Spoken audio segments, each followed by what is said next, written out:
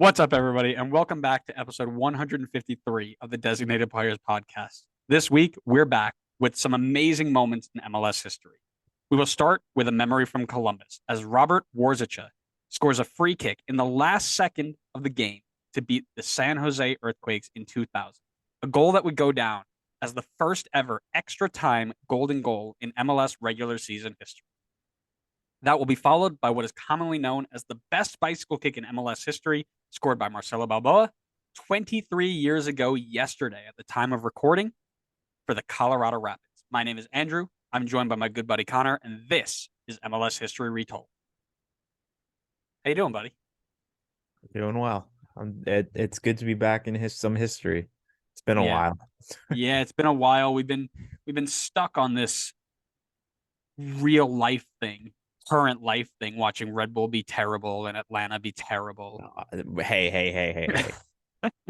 Watching Red Bull be terrible is fantastic, but watching Atlanta be terrible is not true. It's just straight fiction. Well, we're gonna go back before Atlanta existed and before Red Bull were Red Bull and talk about the year 2000. Um, we're going to talk a little bit about Crew. We're going to talk about Columbus. I want to know before we get there, what scarf of the week you're rocking? I do not own a Colorado scarf, so because of that, this has zero reference to what we're talking about. But I paid a lot of money for it, so I'm bringing out my St. Louis scarf. I love that. I'm really glad you took that because I also didn't have a Colorado scarf and I didn't know what I was going to do. Luckily, though, I'm covering the Crew section today.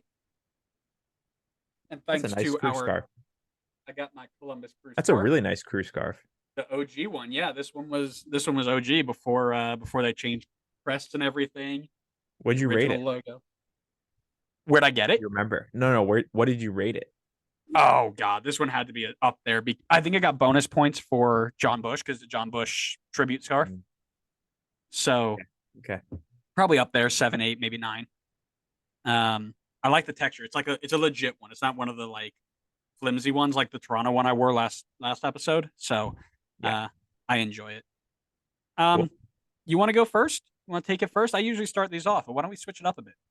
Whoa. Yeah, we're Wasn't ready getting for a crazy. switch up, We're getting but crazy. 153 episodes. Might as well change some. all right, I can kick things off. So I'm talking about Balboa's bike today.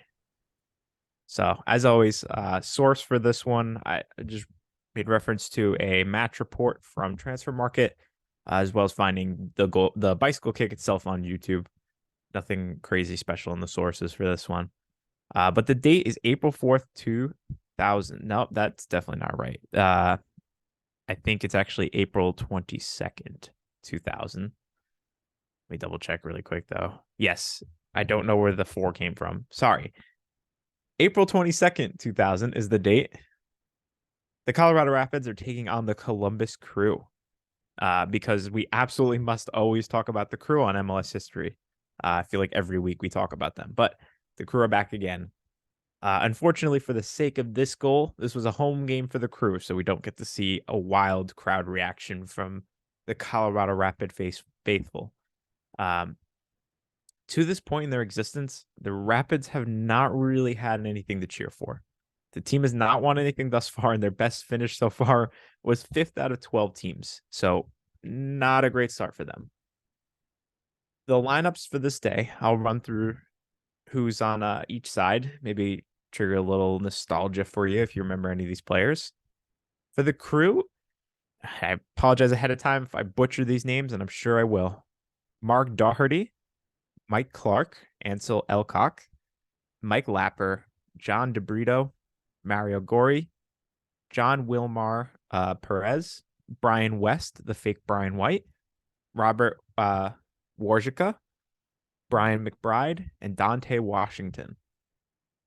And the lineup for the Rapids got David Kramer, Lance Key, Chris Martinez, Scott Vermillion, Marcelo Balboa, of course, Jason Moore, David Vaudril, Anders Limpar, Jorge Deli Valdez, Paul Doherty, and Junio Agogo. So let's talk about the game itself. There's not too much pre the game or post the game. It's really just focused on the game and the bicycle kick itself. So even regardless of the Balboa goal, this was a very exciting game. 6 minutes in, right from the get-go, Dante Washington opens the scoring for Columbus. It did not take very long for Colorado to level the score, though. 4 minutes later, Jorge Deli Valdez levels the scoring for Colorado. After that, there's no scoring for the rest of the half, so it goes in 1-1. But I mentioned this to you before we actually started recording. Robert Warzycha, I said he was involved in this. That's because he gets a straight red card in the 21st minute for Columbus. So Colorado will get to play a man up for 69 minutes. Second half kicks off. Not long after that, we're here at Balboa's bike. So the play goes like this. It's a throw-in on the right flank for Colorado. The throw-in is collected by a go-go, who then lays it off for Limpar, who crosses it into the box a little bit behind a very advanced Balboa. He's kind of towards the edge of the box. He's definitely a little bit far deeper in the box. Considering the cross was a bit behind him, obviously, there's only one thing you could do in that situation. Go for the bicycle kick. And Balboa absolutely strikes the ball beautifully and knocks it past the diving Doherty to not only score an absolute wonder goal, but put Colorado ahead in the game as well. For those of you that don't know, Marcelo Balboa is a center back. So we're not talking Cristiano Ronaldo, Robert Lewandowski, one of the best attackers in, the history of the sport, or any attacker getting this bicycle kick goal. No, this is a center back that came up. First of all, I have no idea why he was so far in the box. There were two guys in the box. One of them was center back Marcelo Balboa. But anyway, he's there, scores an absolute wonderful bicycle kick goal. I recommend you go look it up yourself and give it a watch.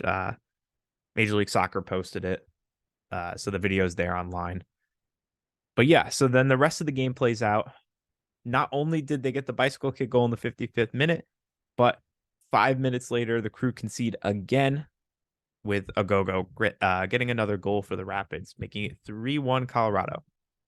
So the rest of the game, there's not too much that goes on. Dante Washington gets a consolation goal in the 80th minute, make things look a bit closer than they actually were. But ultimately, Colorado holds on to win the game 3-2. Considering how the rest of the season went for the Rapids, I would probably say that this was the highlight of the year for the Rapids. But you know what's the wildest thing about all of this? Did you know that Balboa didn't even win goal of the year that year for this goal? Did you have a guess on what the goal of the year could be? I'm trying to remember back. They put together like all the goals of the year. It might have come from the Crew. No, it might not have. I have no idea. No, I'm kidding. Of course, this was goal of the year. Come on now. This is probably like goal of the decade for MLS. See, now you're being beaten. That's not nice. Yeah, Balboa's bike was obviously goal of the year that year. But yeah, that's probably the one shining moment that the Rapids had in their first few seasons in MLS. All right. So a couple notes. You mentioned that they played up a man. How long they play up a man for? Are you just looking to say nice? They were up a man for 69 minutes. Nice. There you go. I was trying so hard to unmute before it, but I heard it and I just couldn't. So before Rooney, before Ronaldo, before Bale, right? All these, this is a lot of time. Before all that happened, there's Marcelo Balboa. And when you look at any compilation of like the best goals in MLS, this is up there. Because it was just, as you mentioned, just so out of pocket. Like 2000, a center back in the box for no reason whatsoever gets up and hits this thing better than Rooney versus City, catches it clean as can be, and absolutely launches it. He's a U.S. men's national team, of course, center back, and had his time there. Um, but yeah, this is one when you're like getting a hype video for the beginning of the year, and you're talking about like how MLS has changed. That goal is in there consistent. He hit that thing so good, so clean. Um, I still think it's the best in league history. I think there've been a couple of other pretty good ones. Dairon Asprilla has like 7 to his name right now, but um, yeah, I would still put it up there as one of the best in the league history, in the short league history. But man, he cleaned house with that one. Yeah, for sure. And I mean, it was a goal that was so good. I'm pretty sure even the Columbus fans were probably appreciating that one. Oh yeah, I bet. Just sitting around like, oh man, we probably just saw something really special there, whether they knew about it. But yeah, again, it may not be super significant in terms of history to the league or memories of people, the memories of a run to a final or something like that. But man, that goal is very significant to what this league is because you see it so frequently. Like if you look at the Rooney goal versus City, or even the Zlatan goal against England, right? Like there's not much in terms of what the game meant. I don't know if the City did. I mean, I know it was a derby, but I don't know if that meant anything outside of just being a derby. But the Zlatan versus England one, right? That was just in Euro qualifier, maybe just the Euros itself, and um, everybody knows about it. Everybody can look and be like, "Oh my God, remember that?" Same deal here, right? It's important. People need to know about it, and that's why we're here to tell it. Yeah, yeah, it was not a great day for the crew and one player on the crew in specifically in Warzycha, but he has his better days, and I'll let Andrew here tell you about one of them. That transition was fantastic. Thank you, thank you. And what I will say is that red card, when that was you said it was April. Yes, So it was actually a preemptive red. I don't know if you were able to find out why he got the red, I but was what I'll not. tell you is that he probably got it unfairly because in this game that I'm about to tell you about, he should have gotten one and escaped. So before I start, I'm going to give a shout out to UPI Archives. I believe it was United Press International, who has a really good breakdown of this game. Have yet to find the video of it, which I'm hoping I do because I like putting those into the video. Um, but a really good breakdown of what happened in this game. So let's go all the way back to March. Oh, this was before. Okay. So mine, we flip flopped and now I'm out of order. Mine happened before yours. So your red card was making up for what happened in this game. We're not switching next time. I can't do this. All right. So it's March 24th, the year 2000. Columbus Crew ready to play their home opener against the San Jose Earthquakes in historic Crew Stadium. Just over 16,000 fans are in attendance to witness the first game of the season, which started with really high hopes because the Columbus Crew finished second in the conference and made it all the way to the conference finals before losing a best-of-3 series to the eventual champions of 1999 DC United. I'm going to be frank. This game for like 84 minutes sucked. Nothing. Couple cards, couple subs, not really a ton happened until the Crew broke forward in the 85th minute. A combination play between Anso Elcock and Dante Washington sent substitute Brian West, not to be confused with Brian White, as previously mentioned, in on goal. He slides the ball into the lower left side of the goal past San Jose goalkeeper Joe Cannon to not just give Crew the lead, but to also save MetroStar goalkeeper Tony Meola's league record clean sheet streak. Cannon was 4 minutes away from setting the record for longest clean sheet streak until West scored. 4 minutes. So for that, the Metro, thank you, sir. However, this game is far from over. San Jose continued to push for a tying goal to get into extra time. And that's right, I said extra time, not a shootout. The year 2000 was the first year in MLS history that ties did not go straight to a shootout. Instead, they went to sudden death overtime. If no one scored in these periods, the game would simply just end in a tie. And this was the first time that MLS really stepped away from those odd rules of 35-yard shootouts and things like that to get into global football standards. So as San Jose pushed, they earned a corner kick. Warzycha, and I know I'm pronouncing that wrong, by the way. I know it's like Zorzyka or something along those lines for the Polish pronunciation, but apologies. Warzycha was placed on the goal line, basically on the post, trying to clear the ball out. After the corner gets served in, the ball is bouncing around the 18-yard box before being deflected towards goal that he is defending. Instead of clearing the ball away with his feet, he dives to the ground with his right hand extended and pushes the ball past the post. No VAR and a bunch of bodies in front. The referees get together and decide they're going to give a penalty. However, Warzycha is not shown a red for dog-so. He stays on the field and is able to continue playing even after catching the ball and throwing it off the goal line, essentially. Luis Suarez is punching the air because long live MLS 1.0. Ronald Cerritos steps up and tucks a PK home, sending the game into the first ever regular season MLS extra time game. In the last moments of the extra time period, the San Jose Earthquakes committed a foul 21 yards outside of their own box. In an attempt to run down the clock, yes, run down the clock, it still counted down in 2000. We weren't all the way across the line yet. They tried to drag their feet, slowly walk back, complain to the referee, not move, kick the ball around, do anything they could to get the clock just to hit zero so that Warzycha, who was nicknamed the Polish Rifle because of how hard he kicked a free kick. That was his nickname. He stepped up and hit a heck of a ball. They didn't want him to do it, so they tried everything they could to prevent him from taking that shot. Referee Ali Saheli was having none of it, and he stops the clock to let Crew have a chance on goal. Gives the good little X, clock stops, and we continue on. Warzycha probably owes the referee a steak dinner because he steps up to the ball, rifles it over the wall and into the top left corner of the goal past Joe Cannon. Warzycha goes off celebrating with the boys, not realizing he just made history as the first ever player to score an extra time goal in MLS.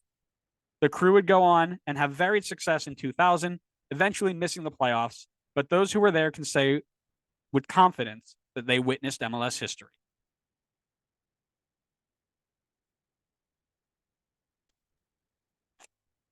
Nice.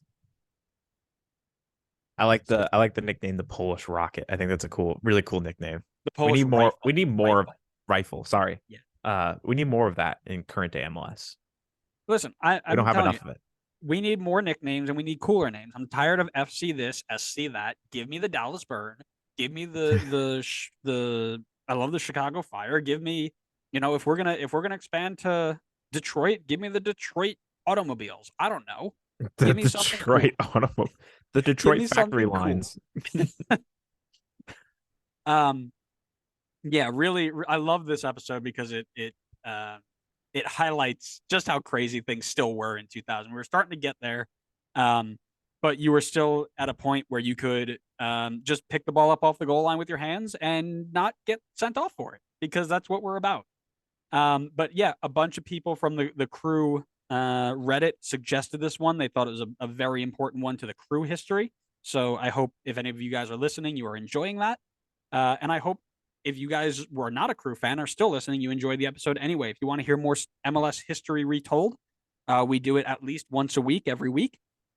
Make sure you subscribe wherever you get your podcast so you know when the next one goes live. Our next one involves Clint Cletus Mathis and his 5-goal game against FC Dallas, or the Dallas Burn at that time, as well as the 2000 double from the KC Wizards. That's something you guys want to listen to. Make sure you subscribe so you know when it goes live. Other than that, make sure you're following us on all forms of social media so you know when we post our clips. So that's Facebook, Twitter, Instagram, YouTube, and TikTok. Just search the Designated Players Podcast. You'll find us. And at the end of the day, we hope you enjoyed that episode. And if you did, we will see you next time on the next episode of the Designated Players Podcast. See ya.